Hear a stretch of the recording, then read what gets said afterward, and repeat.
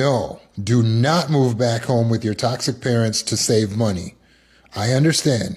It seems like other people move back with their parents, and we have parents, so it's like we should be able to move back with them for a little while just to save money. But what we're forgetting is we don't have healthy, reliable parents. We have parents, but they're not healthy, reliable parents. They're toxic.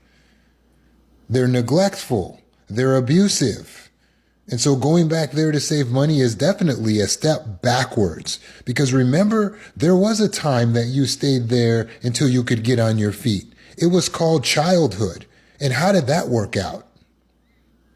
You got childhood trauma, which is messing you up in your adult life.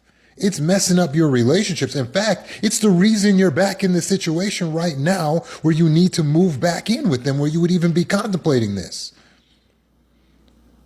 You don't have parents that you can rely on. You don't have healthy parents. And that's okay. Not everybody has everything. This is just something you don't have. Some people are born without legs. Some people are born without a hand. You're born without parents that you can go back to and rely on. They're physically there, but they're just not cool. Do you think you can get back inside of their house using their resources, relying upon them, and they won't start to look at you again in that twisted way? It'll be cool at first, but then they're going to revert back to being weird again. That's why when you left, you said, I'm never coming back here, because they're weird.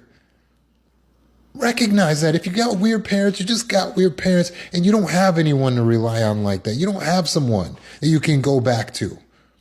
I need you to look at this logically. In fact, let's pull up the chart. Yes, we will save on our rent and bills, left-hand side, but what's the cost? Well, re-exposure to trauma. The cause can't be the solution.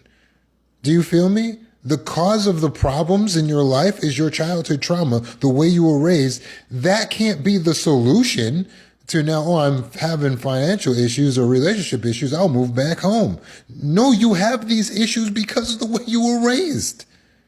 The cause can't be the solution. The cause is the cause. It's going to cause more problems. You'll be back in the same environment where the harm occurred, and that's going to trigger your flashbacks. Remember the person you are when you're back home there? Do you like that person? Do you like being that person? That's not the best version of you. And you'll be right triggered back into the old version of you that you used to be. And you're going to be triggered back into survival mode. Fight, flight, freeze, or fawn. Do you want to be fighting? Do you want to be running away? Do you want to be frozen and numb? Do you want to be fawning and people pleasing?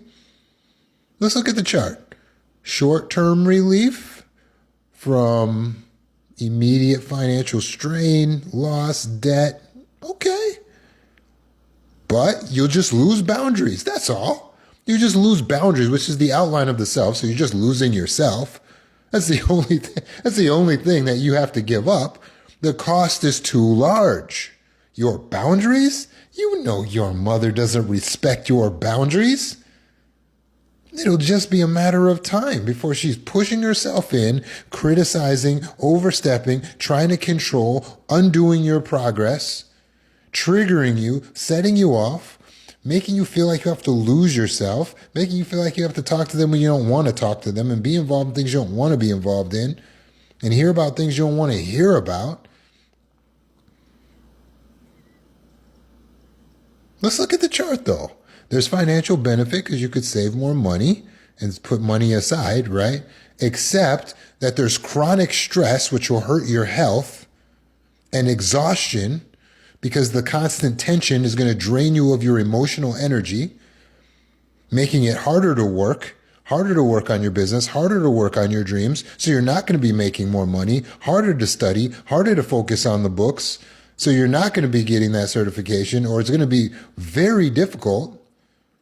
And it's harder to heal. Worst of all, you're going to feel guilted, just like you're feeling guilted into going back. You're going to feel guilted into trying to help out financially around the house. And then you start giving money to your parents, and now you don't have money to move out. which was the whole purpose of why you moved back there in the first place. Don't fall for the trap. Follow the chart. Yeah, you get temporary shelter, so that way you're not homeless. That's nice. I can admit that. But on the other hand, you're going to have stunted healing. You're not going to be safe. Your emotional and mental well-being will be compromised. You have to have an independent environment for growth. You need that. A toxic home environment reinforces the old wounds and prevents your forward progress. So yeah, you'll get access to family resources, food, transportation. Yeah, you'll get financial breathing room maybe if they don't make you use your finances for them. But you're going to have long-term mental health costs. You want to be triggered into CPTSD, BPD, OCD, ADHD, whatever it is. You want all that triggered so that you're the worst version of yourself. You're just trying to survive again. You just become that numb zombie that's walking through life again. Do you realize how this can wreck you? How much money do you think you're really going to be making and saving when you're at your worst? How good of a parent are you going to be to your children when you're at your worst? How good of a spouse are you going to be to your spouse when you're at your worst? How will you be setting an example to those who look up to you when you're at your worst? And all this honor that you're trying to bring to, I'm going to honor my mother and my father. Actually, you're going to be triggered. You're not going to feel like honoring them if you live with them.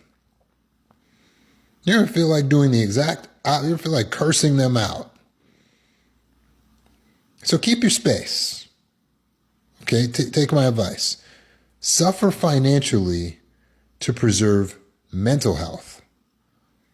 Mental health and emotional well-being and spiritual well-being is more important than financial well-being because money problems can be solved easily with money. That's a renewable resource. Mental health problems are not easily solved. Emotional problems are not easily solved. Being depressed is not easily, being anxious is not easily solved. Low self-worth, low self-esteem, loss of identity, these things are not easily solved. The same mistake you've been making your entire life is giving up yourself for everyone else. And that's all you're doing again here. Oh, I'll just sacrifice my house and my life and my independence and my freedom and my privacy and my autonomy so that I can just meld back into the family. No, don't keep making the same mistake. Your job in this universe is not to care for the parents. Your job in the universe is first to care for yourself. That then allows you to be able to care for your children. Those are your responsibilities. You didn't bring your parents into the world. Need I remind you? They brought you here. You didn't ask to be here. So yeah, they took care of you, but you don't owe them. I know they try to pull out the bill like, hey, we did this for you. You made me. I didn't ask to be here, right? So just remember that. You don't owe them back. I'll get you back for childhood. You can't get somebody back for childhood. So don't even try. Your primary responsibility in this universe is to care for one being, and that is you. And then if you make other beings like children, then you care for the ones you make. That's it. That is your only actual on the table responsibility. Everyone else is not your job. We're clear? Okay, good. Happy healing.